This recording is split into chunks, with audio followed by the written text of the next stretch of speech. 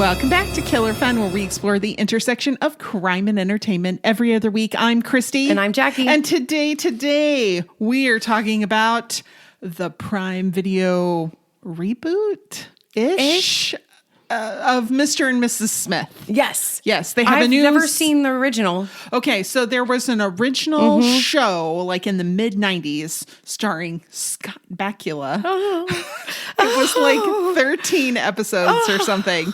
And then they kind of took that story. And then made the movie. And now they're kind of taking... maybe an amalgamation of the two or some liberties. It feels like some liberties based on what I thought I knew. But I didn't know much. Right. So. Yeah. So, Season 1, Episode 1, First Date. Oh, and there is a Mr. and Mrs. Smith comedy movie that was directed by Alfred Hitchcock. Oh. But it is not spies. Okay. Though I saw it mentioned in articles with this. Okay. They're like, I think people just saw that it had the same name. And they like lumped it all in. But that was a comedy. I did a little bit of more of reading about it than I should have. A comedy where the couple realized that their marriage was invalid. Okay. Oh, that's funny. Okay. That's cute. Yeah. I have to watch that one day. Yeah. I don't know. It's old. It's in like the 40s. Yeah, but Hitchcock is a genius. Yeah. So, like, really, his movies still hold up. Most of them, yeah. Right? Like, they hold up. Yeah. You watch Birds, you are going to be afraid of birds. Psycho, hello. Yeah. I mean, these are classics. Right. Well, exactly. This one was earlier and a comedy, and one of the only comedies he ever did. Okay. He didn't go back to it. Yeah. Which makes me suspect. Okay, well, it did well and was well received. Might have to just go watch it. Or at least a few clips. I don't know. I digress. I mean, who said romance is dead? Is this romance? I don't know that I'd call it romance. Well, not in the first episode. Even in the second episode, which I kept going. Yeah. And then I stopped it because I had to go. But and I'm going to watch the rest of it though. Okay. I like it. I liked it too. And my husband's like, I'll watch another one with you if you want me to. I'm like, well, don't do me any favors. I mean, seriously. I can watch it by myself. I'm okay with that. This cast. Yeah. I mean, even if you don't love the show, I mean, there's pretty people who are nice to look at. Oh, I mean, sure. This is sort of like the movie, even though they're pretty in different ways than the movie. But Donald Glover is John Smith. Now, he writes, directs, produces, right, as well as stars in. That's all. That's what he does. Well, exactly. In everything This is what he did in Atlanta. He wrote, produced, directed Swarm, which we've covered on this show. He does have kind of an exclusive thing going on with Prime, or with Amazon Prime Video. But of course, I fell in love with him in Community. Yeah, you did. Yeah, because, adorable. Troy, he was so great. Troy and Abed in the morning is great. If you haven't watched Community, it's so funny. Maya Erskine is Jane Smith. She's best known for her starring role in Hulu's Pen 15. Which I think I watched a little bit of a long time ago. So I don't really remember it, but she did look familiar. She was also in Obi-Wan Kenobi. Yeah. Which I didn't remember. I didn't watch. It was terrible. Don't watch it. I mean, you don't so much care I heard. for the... I feel like I had to watch it. Yes, because I heard every bit of the drama. Everybody complained. Every bit. It was awful. Yes. It was terrible. It's not good. Then Tamara Torres is Marla. She's the target that they're following in the first episode. She looks familiar because she's had lots of single episode parts. Okay. In lots of different shows, including Law and Order, The Good Wife, and The Blacklist. Gotcha. And then that she makes had sense. a larger part as Weeping Woman in Orange is the New Black. Oh, okay. So like 26 episodes of that. So, and then we've got our cameos. There's lots of cameos in this show. So I know most of them come later. Yeah. But the very first people we see are the other John and other Jane. So it makes you realize that there are Jane and John Smiths all over. Yes. Yeah. So Alexander Skarsgård is other John in the cabin that we see right away. Yeah, and I can't recognize him. Oh, okay. You know what I'm saying? Like, yeah, he's one of those faces that you were just like, I've seen. What? I don't know. I don't. Are you face blind to him? Yeah, face blind. Don't recognize him. Never even thought to ask if that was him. Really? Yeah, didn't notice him at all. Oh. He just looked like dude. Dude number one. Okay. Yeah, it's so funny. Okay. Yeah. And then he's been in lots of stuff, Big Little Lies and True Blood. And he was also in Godzilla versus Kong. And then the woman, the other Jane, is Isa Gonzalez. And she was Alexander Skarsgård's co-star in Godzilla versus Kong. Oh, okay. So they've worked together before. She's also been in Baby Driver. And yeah. Well, wasn't he it? Alexander Skarsgård? Oh, I don't know. He's it. It's the only thing I know him from. Oh, really? Yeah. Oh, okay. Is it. I mean, I'm pretty, yeah. Okay, wait. No, there's easier way to Google this. Not his name. It. The movie. That's easier to type. Nope. I typed it so badly. Even Google could not keep up. It. The movie. Let's see here. Oh, no. That's Bill Skarsgård. Yes, they're brothers, I believe. Are they brothers? Yes. Okay. There's a whole Skarsgård because family. all I recognized was Skarsgård. Oh, yeah. And then their dad. Okay. I can't remember his name. But there's another Skarsgård. They're all like... Okay. Delightfully attractive and good actors. They're adorable. Yeah. Okay. Well, that makes sense. Yeah. Yeah. That's maybe why I wouldn't have recognized him so much then. Right. Because I was probably thinking of the other Skarsgård. Yeah. So I wouldn't have even. I get them all him. Confused. Yeah. That's hard. It's like a Baldwin situation. Yep. You know what I mean? Like there's so many of them. Scandinavian Baldwin situation. Yeah. All right. Here we go. Okay. All right. My recap is going to be short and sweet. Okay. When you can't have your dream job with the CIA or with the U.S. military, why wouldn't you take a dangerous job with an unknown and possibly nefarious organization asking you to abandon your entire life? Why wouldn't you? I mean, why not? But I mean, John and Jane Smith are pretty cute. Easy to look at, and that house in NYC is pretty freaking fabulous. Gorgeous. So gorgeous. Maybe there's some trade-offs there. Maybe. And that lady, she probably deserved to have her package stolen, right? I mean, she was definitely saved from it. I mean, and surely not everybody in the house explosion was innocent, right? Sure. Right? Sure. Yeah. Okay. So critics liked it. It's got a 90% from critics on Rotten Tomatoes. Cool. But the audience score was 66. And I'm like, okay, I kind of get it. But then I was like, because, maybe not everybody's in for this kind of like fun. Okay. Yeah. Maybe they're expecting something different. So I read some of these. Okay. I'm not going to read you any of them, but I will tell you there is a lot of people who are really mad that it's not a white couple. What? I think they were expecting something different. They wanted it to be more like the movie. I don't know. But there was, dare I say, bit of racism in these reviews. Now I'm like, read them.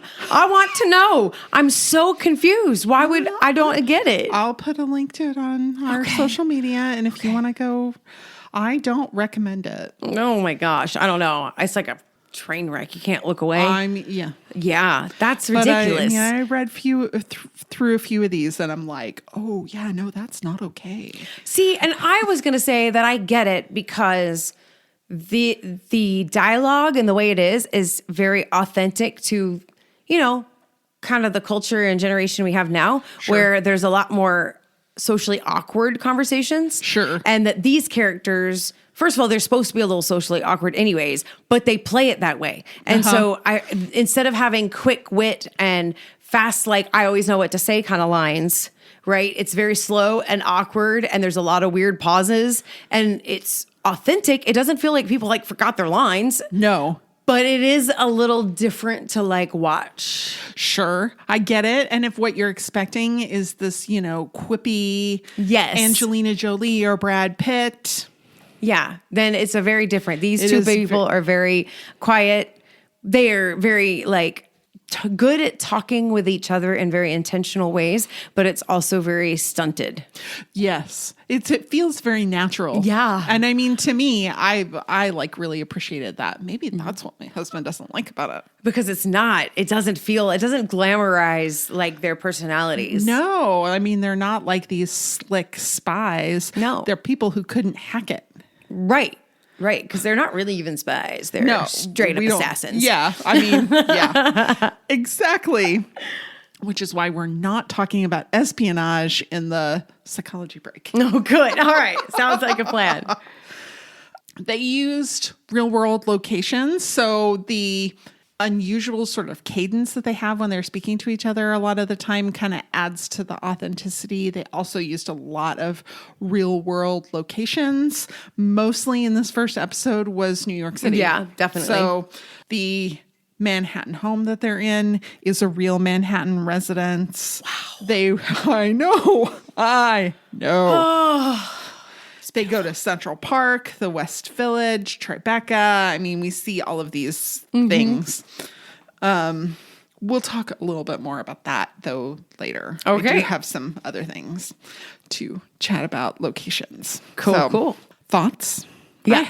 Did you have some? I did. I had some too. I can't wait to hear yours. Okay. Well, just jump in anytime you feel like. All right. So I wondered, you may not relate to this. I wondered why they had to do that to Alexander Skarsgård's pretty face. Because he got shot in the face. Yeah. I'm like, why'd you have to do that to his pretty face? You're face blind to him. So maybe him being shot in the face wasn't as much of a bother for you. I didn't have that kind of reaction. Oh. Yeah, I mean, if they had shot Matthew Gray Goobler in the face, I might have like cried, right? But so I understand. I understand it. Okay, but I did not feel that way today. Okay, that's fine. So I realized I'm not cut out to be a spy. Okay. Because first of all, I'm sensitive. Okay. And second of all, I don't think I'd go to an interview where they required you to bring nail clippings. Finger or toe. That's pretty hilarious. They came prepared. It's not like they snipped them off in there. They came prepared. I'm like, how do you know that they're even telling you the truth? And what are they going to do with the nail? Are they cloning? What are they doing? I think it's evidence they can plant later should they need to. If they can't kill you when you fail your missions, they can certainly send you to prison. Ooh. Jane. You have $14,000 in your checking account? Yeah, she does. Girl, get yourself a money market account. Do something with this. Don't just sit on 14 grand. Do something with it. Do something. I mean, a savings account, a money market account. Yeah, then Come she's traceable, though. So I wonder what kind of bank account you could use to be a spy. Or maybe she has to wait for her new life. Probably. So that plunge pool that's in there, fabulous New York residence. Yes. I think I've seen it before. Okay. And I was trying to think, I think I've seen it multiple times before, actually. Oh, well, that would make sense. Because it would make sense. Because I think that this house, there was a lot about it that looked familiar to me. Mm-hmm. And I'm like, is it just like a standard house setup? But then I realized, oh no, it's an actual place. So it looks familiar. But I think the most recent thing that I've seen that plunge pool in is We Crashed, which was about WeWork. Oh. I think it was in that. Okay. I didn't see that one. Yeah. Yeah. Yeah. I liked it. I kind of enjoyed want it. to watch it. It was good. I liked it. Who's in it? Somebody your husband doesn't like. He probably wouldn't want to watch it with you. Uh-oh. He was in My So-Called Life. Oh, Jared Leto. Yes, Jared Leto. And your husband doesn't like Jared Leto. So, yeah. He needs to get over that. Yeah. Jared Leto is a national treasure. I mean, he's so delightfully weird and absolutely He is really gorgeous. weird. Yeah, and both things are very, very true. And sometimes when you look at him now, it's hard to remember that he started off as like a teen heartthrob. Oh my God. I was so in love with him in high me school. too. I'm like, I'll follow you to the boiler room. I was right. Jordan Catalano, Please. I'd like to have a word with you in the boiler room. Claire Danes, I was so jealous. She went from Jared Leto to Leonardo DiCaprio. I know. What? And she didn't like Leonardo DiCaprio. Did you know that? No, I didn't know that. They did not get along on set. I read that just the other day. Wow. Good thing they didn't have many scenes together. That's right. So John expected lasers or gunfire on his first day. And I'm like, dude, first days kind of suck. Even if you have a exciting job, your first day kind of sucks at work. Generally. It's rare that you like go to work and you were like, this is the best job ever. I love it. I'm so. Most of the time you're like, we'll see. fine. Yeah, that was fine. Jane said that she had pancakes with a pedophile the only other time she'd been in New York. That story. I was like, well, arguably, if you're 14 years old, pancakes is probably the best interaction you could have with somebody with that proclivity. Yes. So they dodged a bullet there. No kidding. John and Jane are following their first target who meets with a younger man in the park. This was so funny. And John assumes that it's her son, and Jane suggests that it might be her boyfriend. And that's when I realize, oh, maybe Jane's the better spy. Maybe so. You know why? Because she's following Big Son from the Brother Son, which we talked about last episode. His advice: start with the most complicated and least likely scenario first. Yep. I was like, that's interesting. That's a good dot to connect there. So as the couple leave the park, they're following this woman after she's kissed this lovely young man and paid him. Yeah, I think. Let's not forget. Oh yeah, it's a transactional situation here. Yeah. They get up to leave, and I'm like, is it littering if you just leave your pretzel on the bench? Yes, it's littering. I'm like, there's a trash can right there. Yeah. Like right there. And then I was like, well, maybe he leaves it there so the animals Remind me, did it have paper on it? Yeah. Yeah, see, this littering. Okay. If he didn't have paper on it? He just but he gets up, he's got it in his hand, and he gets up and he just sets it on I'm like, okay, your DNA is on that. Maybe don't leave it in the park, or at least throw it in the garbage can, or I don't know, is he leaving it for the birds? I don't know. Is it I don't know. Do you leave it on the bench so if a homeless person comes along, they can eat it? I don't know. I don't know. Would they? But I don't doubt that every choice they made was very intentional. So I wonder if this pretzel is going to come back to bite him somehow, like a Columbo situation. I'm going to take down the major spy ring with this bite of pretzel left on a bench. I don't know. Maybe. I have no idea. All right. And I have no resources for you this time because much like the Brother Son, there's nothing. I don't know what to tell you if you've become a spy and you no longer want to do it. No. Don't do crime. Don't do crime. I mean, this is PSA. This is my advice. It's a killer fun PSA. We enjoy this, but over there on the screen behind a script. That's right. Okay. Exactly. Don't do crime. Yeah. Just watch crime. Yeah. There you go. That's our thing. That's our thing. So here's how it works. Christy wrecks her search history. Hey, an essay. We promise it's nothing more nefarious than a podcast. To find out what's true, some of the psychological motivations behind the characters' actions, and real-life applications that relate to our topic. I have no idea what Christy decided to look up. Could be the same thing that captured my curiosity or something I never thought of. All right. Is it true? Yes. Okay. No. But let's find out if some of these things are true. I'm sure there are some. Yes. Like that gorgeous place. I mean, like that gorgeous house. The whole thing's kind of a joke, right? That John Smith is the most common name so that it would be boring, forgettable, and ultimately virtually unfindable. Right? Exactly. So is it the most common name in the U.S.? I don't think so. Okay. I don't think so. You don't think so? I think that you're correct. Now, it's interesting because somebody asked this of Mona Shabali at 538 if John Smith is actually the most common name. And it turns out it's way more complicated to figure that out because unless you're the NSA, it takes a whole lot of money to just get a list of names of everybody in the U.S. Right. It's like not just a thing you can just like look up on the internet. No. Maybe the IRS too. The IRS, yeah. But even that would leave out tons of people. Right. Yeah, exactly. Like all these people who are too young or, kids. For whatever. Yeah. I Teens. mean, yeah, exactly. 538. Now, this is back in 2014. Okay. It's long-term sorts of data, so it's fine.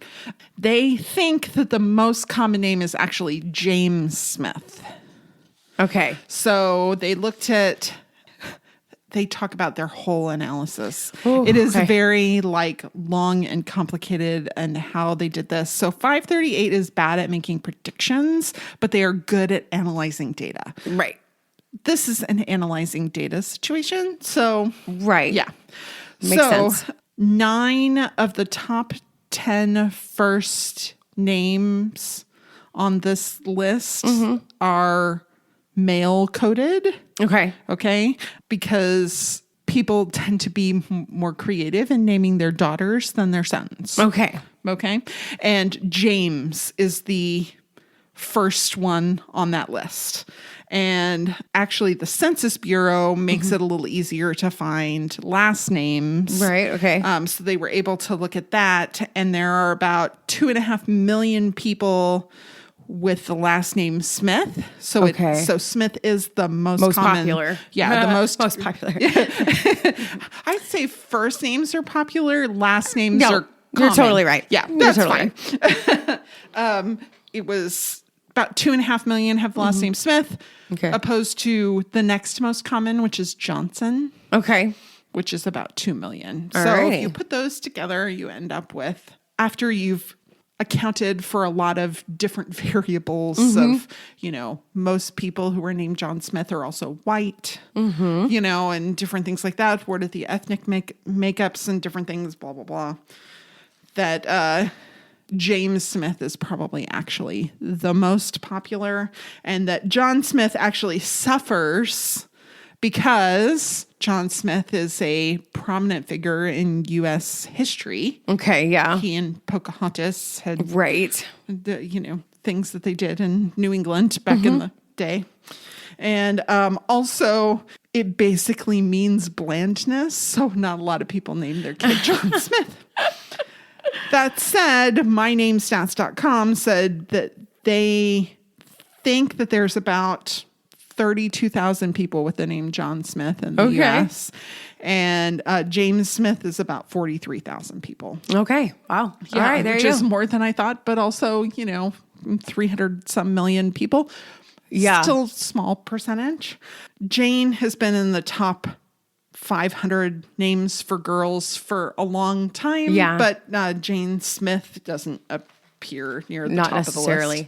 Yeah. So that one would be less common. Yes, but it has common, components that feel very common. That's right. So yeah, bland. Yeah, bland.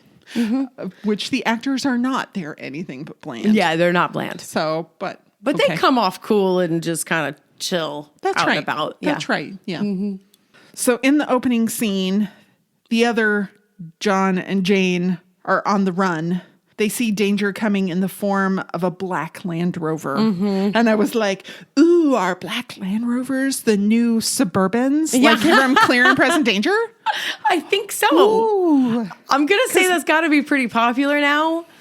I mean, police forces, not so much. But if you were cool, then you got a Land Rover. But, budgets. So Right, exactly. for the police. Yes. John dies pretty quickly. And Jane makes it out of the cabin and is able to put quite a few bullets into that Land Rover. Yeah. I was like, could it even drive off? I mean, after it that depends many on bullets? what's hit. Well, I actually looked up that vehicle. Okay. Is a Range Rover Sentinel. Okay. So it looks like your standard Range Rover, which is their like main model is called the Autobiography. Okay. So it is nearly indistinguishable from the Autobiography, but it's called the Sentinel. Okay. And it's because it's all about safety from things like high velocity gunfire and explosives. Okay. According to Motor Trend, it can fend off armor-piercing incendiary bullets, an explosion from up to 33 pounds of TNT, and grenade explosions from under or above the car. Okay. Yeah. It's got a whole, passenger cell made of high-strength steel, bulletproof glass. We talked about that last time. It's really bullet-resistant glass, but whatever. It's got a self-sealing fuel tank, auxiliary battery backup, run-flat tires. Okay. Yeah. And even an escape route out the back of the car. If you get stuck, there's a way to get out of the car underneath. Wow. That's pretty cool. It is pretty cool. Would you like to guess how much it costs? Oh, no. I can't even imagine. So I assume it would be more now, actually, because this article is from 2015 when the Sentinel first came out. Okay. I mean, 6 figures for sure. Oh. But I'm thinking maybe even 7. Oh, no, $450,000 was about the starting price. That's okay. So we start adding everything like heated seats and all that, The infotainment system. The surround sound. Those aren't included. Right. Bulletproof sunroof, the whole thing. All right. I could make it $1 million. I have no doubt. That's right. That's right. I said we would talk again about locations. Yes. All right. So the Orsay restaurant, is it real? I'm going to guess it was. Okay. It is. It is a modern classic French restaurant. Mm-hmm. It is. You can go there and eat. Okay. That's where they followed their first target in NYC. It looks cute. Yeah. They also follow her to the Cherry Lane Theater. Yeah. I thought that might be real too. It is. Yeah, it is, in fact, New York's longest continuously running off-Broadway theater. Okay, so it sounded familiar. Oh, okay. And I didn't look it up, but it sounded familiar, and now that makes a lot of sense. Mm-hmm. Okay. Yep. I feel like, didn't Joey perform there as Freud in a musical? Oh. He was at some off-Broadway, and it looked that was the first thing I thought of when I saw the stage, is I just saw Joey singing to his patient. It was silly.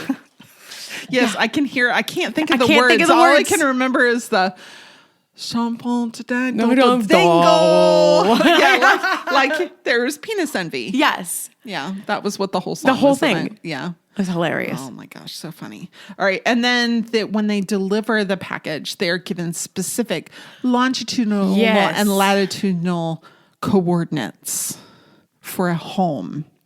It's gorgeous. Yes. Do you believe that home is at those coordinates? No, I don't think it's at those coordinates. Okay. But I think the house is real. I think you're right. I think the house is real, but I also is not at those coordinates, because if you put those coordinates into your little GPS, that's going to put you in the water next to Battery Park. Okay. There you go. Yeah. And the land that is nearest to it isn't single family residential homes. Okay.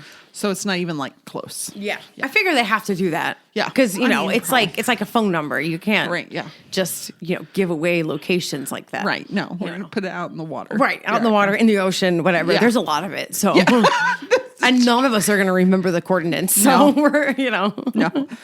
Unless you're me and you sit down and write them write down. But I don't But remember a week them. from now? 40 and negative 72. I do remember the 40. Oh, 40 and negative 74. Oh, there I didn't you go. even remember, and I literally just looked at it. No, next week it'll be gone. Yeah, exactly.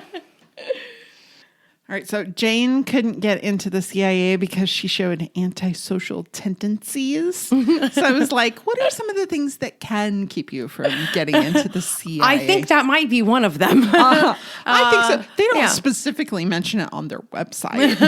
No. Like, if you like to cause chaos, we're not going to hire you. Do not apply. No, but they listed lack of candor.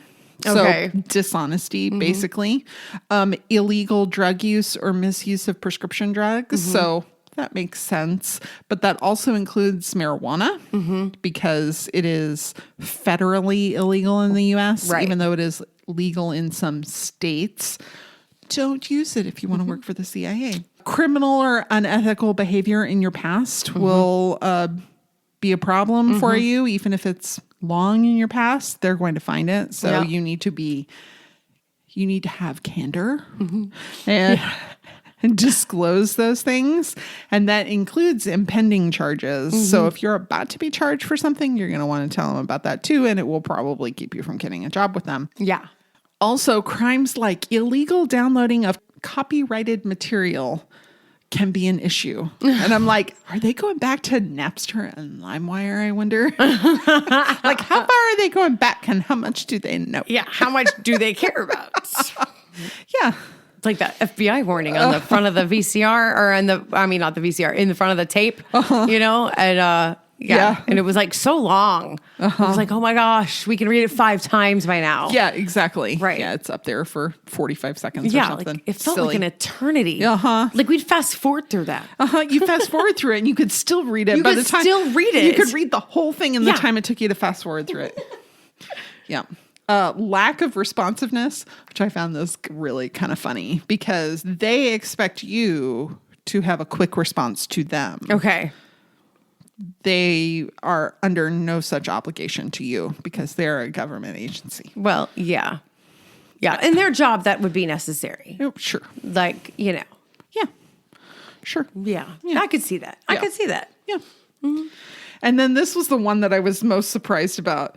Association with our social media could keep you from getting a job with them. Ooh. For your security, if you are interested in or have submitted your resume, do not follow us on social media. This includes posting content, following or friending accounts, and liking or sharing content or commentary. Yeah, it makes total sense. I was like, whoa, I wouldn't have even thought of that. Yeah. Like, don't go interact with their social media. Right. I mean, because your identity has to be protected. Sure. So they can't put you in the field somewhere. Right. If you've liked. If you've liked and shared, like you're you know what I mean? Like that's the first place somebody's going to go to look to see like, who's associated with the CIA, Right. And so, So anybody who's liked the CIA on Facebook needs to freaking unlike them. Well, or is not a member of the CIA. So if you want somebody to believe that you're in the CIA, don't like their Facebook page. You would think, but probably the problem is they have to say it because people are doing it.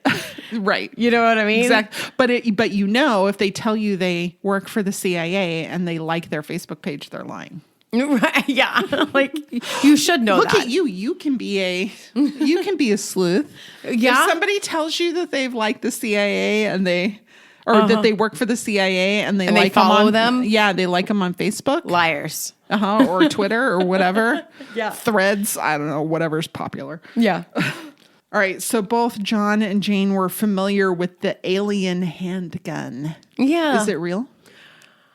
I don't know. Because I'm skewed because there's like, Alienware is a brand for in-ears and then there's other alien. So I feel like it's a very common, like kind of, everything used to be extreme and now it's alien. So I feel like it could be yes, but I also feel like it could be no. Okay. So you're very on the fence. I'm very on the fence. I'm going to go with no. Okay, well, it is actually real, and it's real expensive. So I can imagine. What they knew about it was that it was really well balanced, and they both knew that about it. That's actually true. Okay. It's made by Luago arms out of Czechoslovakia. Okay. And it has a low bore axis to make a very small recoil response, which I watched a video because, I fall down rabbit holes while I'm doing this. And I totally watched like a whole 15-minute video. I don't even care about like weapons really. Yeah. And it was fascinating. So they were talking about all the, like, that does sound good. Like, that's interesting. Like, that it has interchangeable side rails and magazine wells so that it can be very mission specific. Okay. And they mostly market it to competitions. So this is a great gun to use if you are a professional competitor in firearms. Right. Yeah. Okay. That's mainly what it's for. That makes sense. If you can get it on sale, it's going to be about $3,700. That's not bad for something like that. If you're going to like buy the latest models, the base is going to be about $5,000 up to $10,000 or $12,000. So it's not an inexpensive. No, it's weapon. not. But it makes sense that it's marketed towards like professionals in competition because the word alien, like I said, everything was extreme. Now it's alien. My son has an alien, his computer alien something. I don't know. He's got a little alien head that lights up and he can change the color. Yep.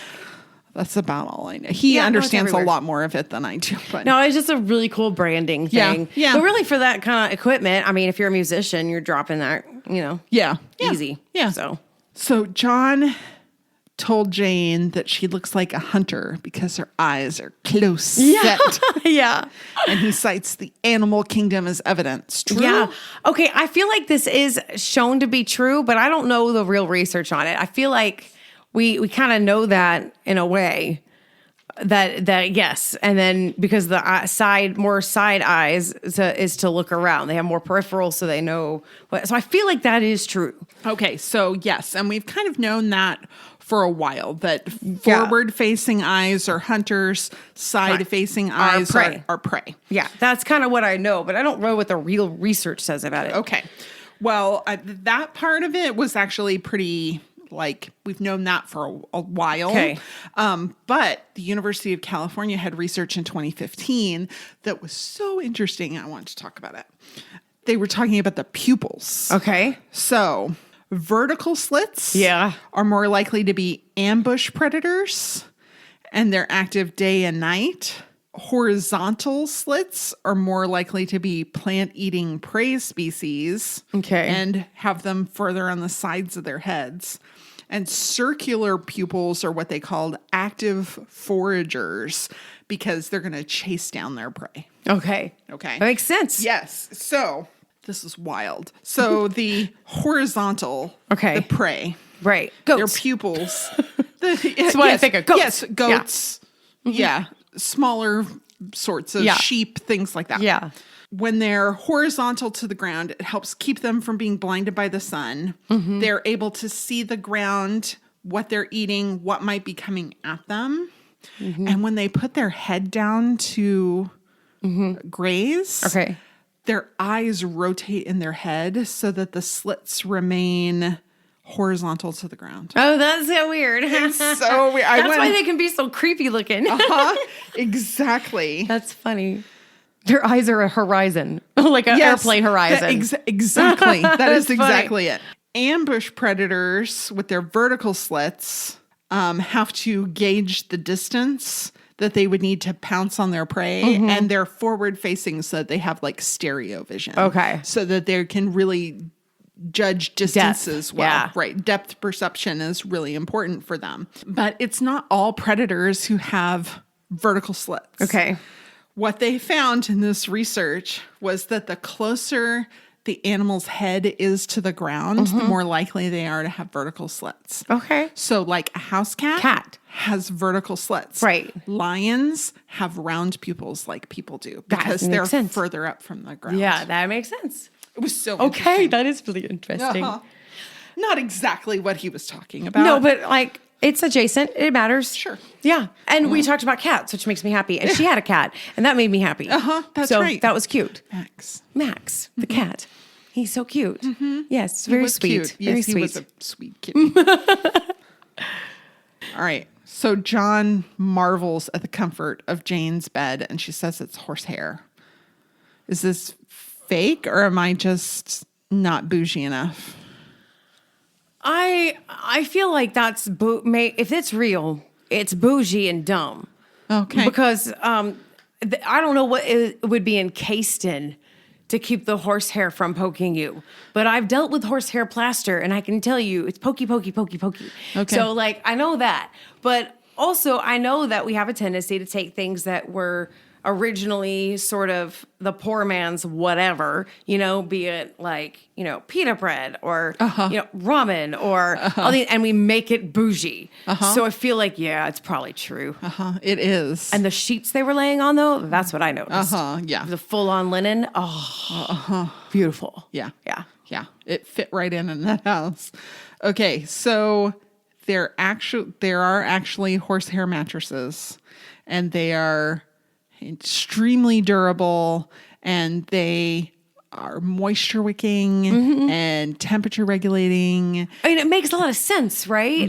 But it's pokey. Okay. So you're really good horsehair mattresses. Okay. Now, first of all, if you're allergic to horses, you don't have to worry about that, because they do a whole process where they like wash it, heat it, spin it, basically sanitize it completely. Okay. So that even if you were allergic to horses, you could still sleep on a horsehair mattress. Yeah. I mean, electromagnetic process to eliminate impurities. Okay. I mean, the whole thing. So good ones are going to use the long hair from the horse. Okay. The mane, the tail. Oh. And the manufacturers want you to know that the horses are not farmed for this. It is collected at the end of life. Oh. Yeah. I feel like you have to trim a horse's hair all the time. Why can't they just I think that's buy I locks? Think, yeah, I'm sure they do that as well, but yeah. Yeah. But it's not, the horses aren't farmed for this, right? Each horsehair operates like a little spring.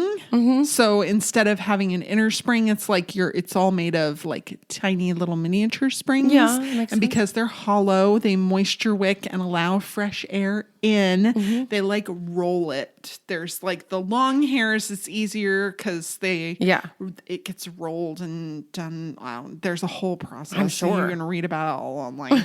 And the less expensive ones might have like hair from the body in it, and then it's like bristly with other felt and things. Okay, yeah. So because I'm like the hair that was in the wall was the short hairs. Yeah. And the nice ones are going to use the long hair from the horse. They're very expensive. I can't even imagine. Okay, so Hostens is a Swedish-based company, and they're like the bougiest of the bougie when it comes to the horsehair mattresses. All right. They're cheap ones where they use the shorter hairs embedded in a felt and other materials, $45,000. Wow. The ones where they use the long hair and all of the very highest end everything, and the up to $950,000. Like $1 million? Yes, for a bed. Up for a bed? What? They last 100 or more years. I mean, even still, it hasn't met me yet. I mean, I think that if you were like I kind of want to like go somewhere and lay on a horse. I mean, I'd like to try it because growing up, my grandma, my dad's mom, had a feather bed.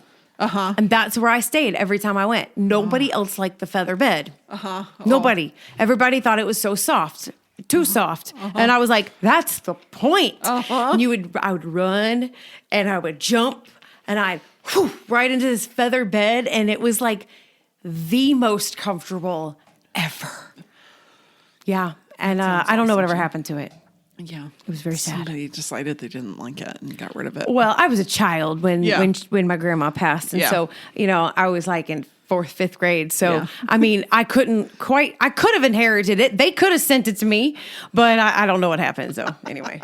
They should have sent it to me. No, if you're I listening mean, right you're now. the only I don't one. know. I was the only one who liked it. You could have just given it to me. But then they would have had to like ship it to wherever we were at the time, and Yeah.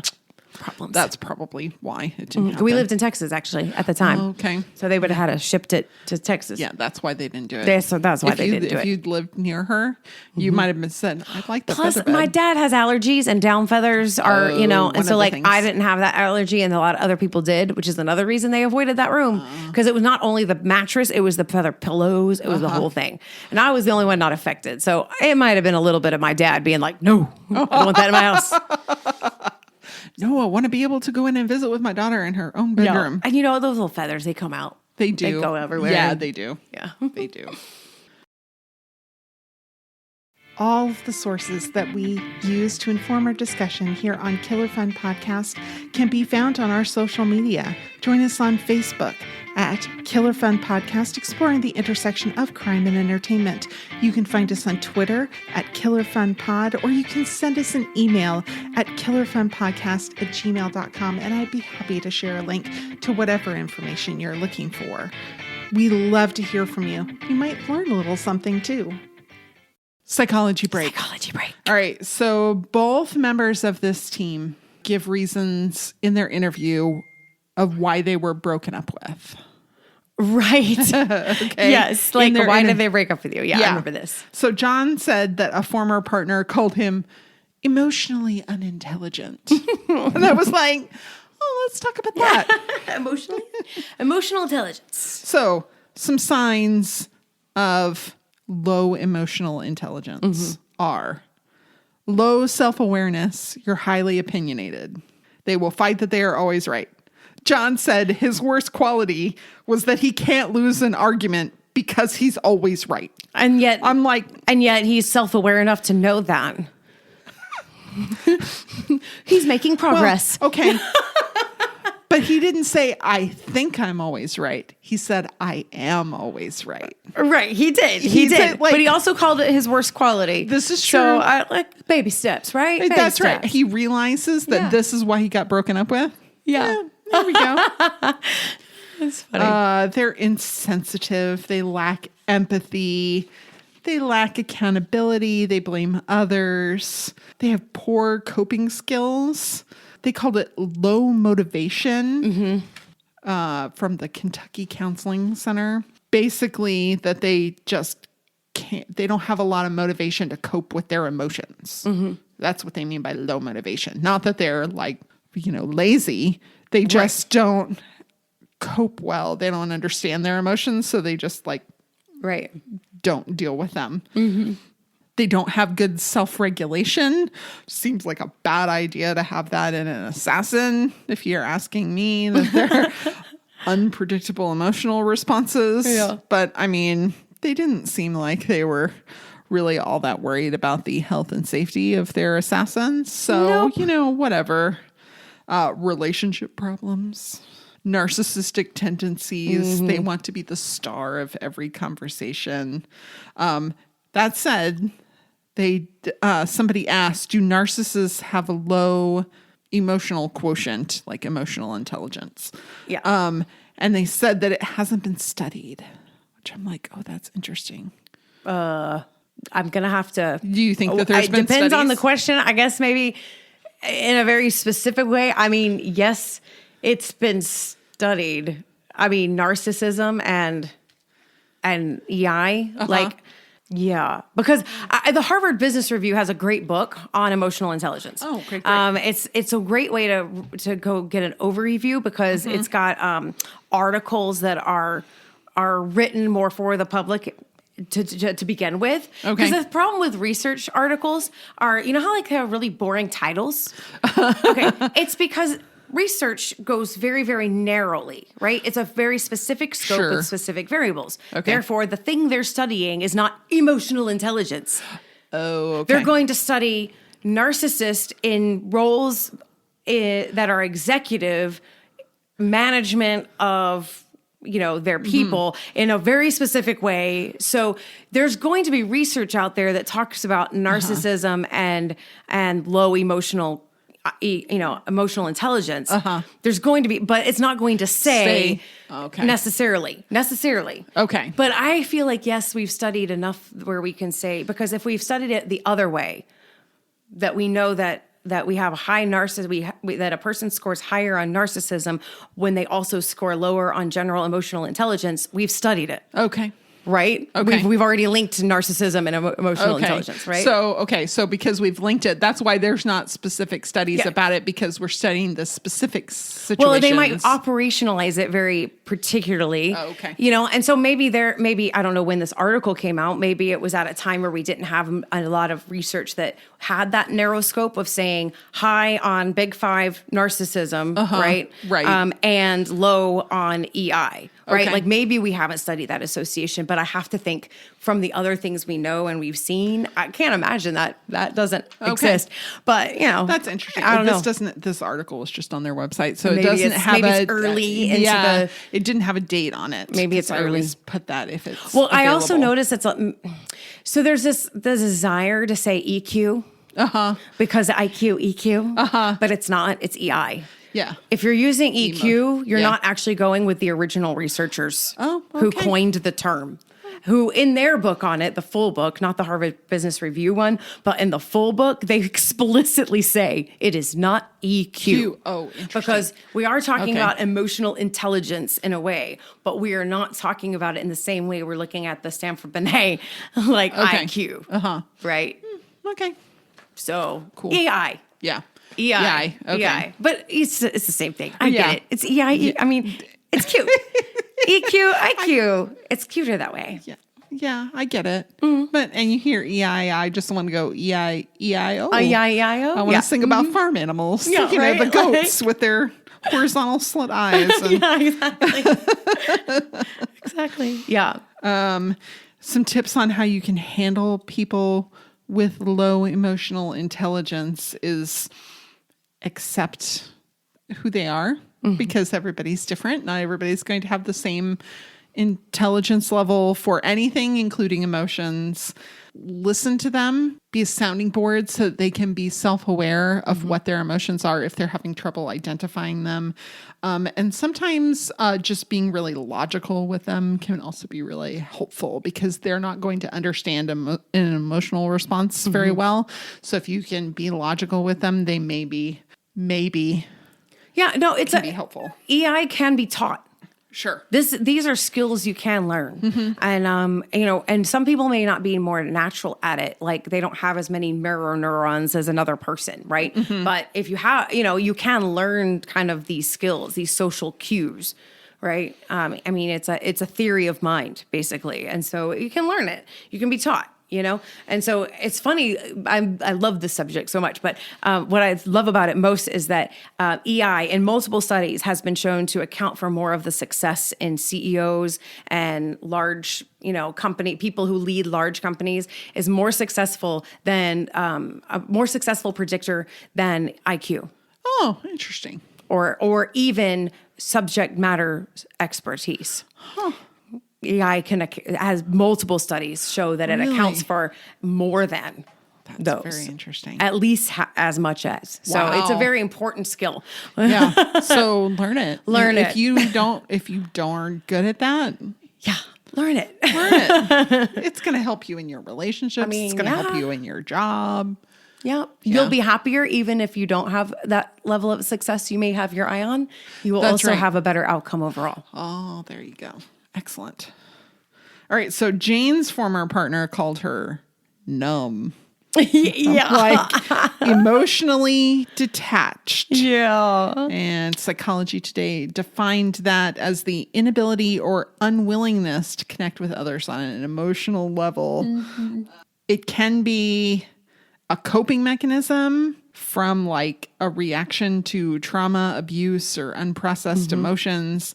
Some people are just wired that way, but a lot of people come by it as part of situational past experiences can cause it, mental health conditions, some medications, and then, of course, personal choice. All right. Some people just choose to be detached. We don't know what Jane's situation is, but Who knows? that same former partner called her manipulative. I'm like, oh, there we go.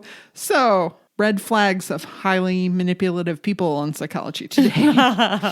Learning some simple ways to recognize master manipulators can decrease your chances of falling prey to their destructive cycle. Oh, man. Ooh, there we go. Harsh words. Okay. They tend to be highly perceptive. Maybe good for this particular position that she's in. So intuition can be really good to help us understand other people's emotions, but it can also be a tool to help you learn how to get under somebody else's skin. Master manipulators are going to exploit that for personal gain. This is where the narcissism and the high EI come together. Okay. Right? High narcissism, high emotional intelligence, leaning towards that sociopath kind of scale, right? The antisocial she's talking about, leaning towards that whole kind of thing, right? So we know some things about that, but like a lot of narcissists, if they're not manipulative, they're just narcissists, low EQ. Yeah, okay. That's interesting. Right? Yeah. They tend not to stay in one environment for very long. Oh, yeah, because people eventually will see through your BS. Yeah, they catch on, and they tend to, when they can't get what they want anymore, they move on to someone else or someplace else. That's why they tend not to have long-term relationships. And master manipulators are going to use their same strategies over and over. Once they find what works and they fine-tune what works, they're going to use it over and over and over again. Yep. Yep. Also something that can develop over time. That's right. Well, I mean, it takes time to get good at it. It takes time to get good at it. What a horrible thing to get good at. It is a horrible thing. But I mean, I think manipulation would be such an interesting study to do a deep dive on all the different parts of it. Because there's the politicking, negotiation. How much of it is a good negotiation over time versus when do you become manipulative? These are things that are ooh, that's dicey, But I feel like people can learn to be manipulative as a way to get what they need when they haven't been able to do that in healthy ways. Ooh. Right? And so I would love to do a deep dive. That would be my question. I could totally go and get on some, some libraries and start researching that because that's so I could see how the rationale would build for that. Yeah. Well, you can see how some people are like, well, yes, I manipulated them, but look at this good outcome that they had from it. Right. The ends justify the means kind of situations. And then we get into ethics. It could pull a lot of stuff in. Oh, yeah. We could write a book. A whole book. A whole book. A whole book. There's probably many books written, but I haven't really read them. So. That's because there's only so much time in the day. That's right. Real life. So I wondered what was at Mr. and Mrs. Smith.com. Oh. I was like, is this a promotional website? It is not. What? It is a website for a travel club for people who like very swanky hotels. Oh. Okay. Yeah. I was like, well, all right then. Yeah, helping you find and book the world's best boutique and luxury hotels. Oh, well, that's very interesting. Isn't there an ad for that? In the thing? Maybe I messed that up. I'll have to go back and look. I don't know. I feel like I saw an ad for that kind of thing. Oh. So maybe that's, I don't know. If I were them, I would definitely advertise on this show. I mean, I feel like that makes a lot of sense. Yeah. Exactly. So bullets ripped through the cabin where the original or previous John and Jane Smith were at the very beginning. Are there household objects they could have used to protect themselves? I mean, I'm sure there's always something that you can use. Well, theprepared.com has an article about household objects that may or may not stop bullets. Okay. So basically they said your best bet, unless you have a panic room, is just to avoid the danger. Well, duh. Okay, move on. You think? If we're at this website, we're past that. Right. I mean, it's like going to the doctor and they're like, well, have you tried Tylenol? You think I'm going to pay money for you to come tell me to buy Tylenol? Come on. Yeah. Come on. Yeah. No. what? Oh, that's like one of my kids. They're like, oh, I have a headache or this hurts. I'm like, have you taken anything? No. Let me know when you half an hour after you've taken something. Yeah. Well, then let's talk about it. Yeah, right? Unfortunately, most household objects will not stop a bullet. They puncture most walls and doors. Brick or concrete are your best bets. So if you can be behind those kinds of sturdy walls, but I mean, bullets will chip away. So if they're shooting at the same place, eventually it's going to get through, kind of like bulletproof windows. But stacks of paper are actually one of the better things at stopping bullets. So when Jane hid behind a bookcase, so it had wood and things like that, but there was also books on it. That was probably the best place for her to be. That makes sense. Yeah. I feel, unfortunately, I know that for the worst reasons. Oh, no. Because with all the school shootings, Oh, yes. there was guidance about getting your heavy textbooks and keeping them in your backpack so that you could turn around and use them as shelter. Isn't that awful? It's so awful. Awful. I mean, I'm not even going to get into that because Yeah. I have a lot of big thoughts that really make me very upset when it comes to that. I don't know why. I'm going to shut up. We'll dish about this later. Yeah. Exterior doors made of wood or metal, bad at stopping bullets. Oh, great. You know, when you see, and like furniture, you know, you see them like throw a sofa or something over. A sofa or a table over. Yeah. No, bullets are going to rip right through that. Right through it. Even if it's a wood, hardwood, it's going to rip right through it. Maybe a mattress, if you can lay down next to it, if it's on the ground and you lay down next to it. Right. That be okay. Right. Oh, Not great. Appliances don't stop bullets. They're sheet metal and air. yeah. Mostly. You're not, I mean, a full water heater does okay because even though it's thin metal, the water is going to be able to slow it down. But I mean, you know, it gets shot, the water drains out. That's not good protection anymore. You'd think a cast iron skillet would be good, but even a 9mm pistol can blast a hole right through a cast iron skillet. So yeah, you know, if a deranged gunman comes at you, books, trees, behind a brick wall, helpful. Yeah, I mean, there's not a lot of good things. I think the only hope you have is that some of those things might slow it down so it's not as lethal. Right. Or deflect them and change the trajectory of the bullet. Right. So that maybe it doesn't necessarily hit you in the same way. Right. Right. I mean, that's your only hope. I don't know that anybody really thinks the table is going to stop it. No. I think they think it's going to slow it down and maybe change the trajectory of it a little just bit. enough to where it's not hitting in the middle. You know, like, I don't know. Yeah. I don't know, but I'm going to do anything. Yeah. You know, I'm not going to give up. You know what I mean? Oh, yeah, no. So. We end on a lighter note. Yeah. So, the target in this episode was reading an article when she was at the Orsay restaurant about places to travel alone. So what are some good spots to travel alone? Let's find out. So for 2024, Forbes suggested some of the best places if you would like to travel on your own internationally. You might enjoy going to Japan. Okay. That there are popular experiences that include having lunch with a sumo wrestler or meditating with monks. Fun. Okay. It's a nice place to go. There's a lot of things to do if you're just an individual person. Argentina.